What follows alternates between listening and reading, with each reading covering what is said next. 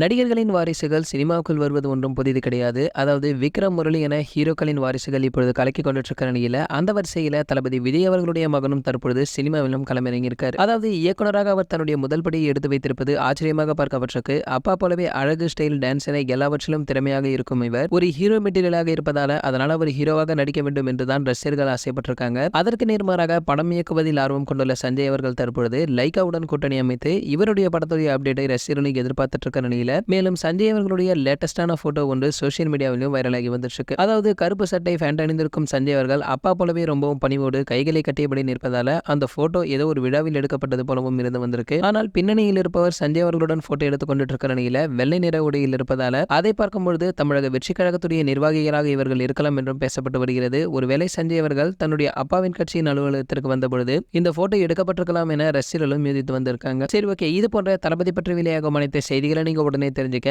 நம்மளுடைய தளபதி 360 நம்ம சேனலை சப்ஸ்கிரைப் பண்ணிக்கங்க. பக்கத்தில் உள்ள பெல் ஐக்கானை கிளிக் பண்ணிட்டீங்கன்னா நீங்க நம்ம வீடியோவை மிஸ் பண்ணாம பார்க்கலாம்.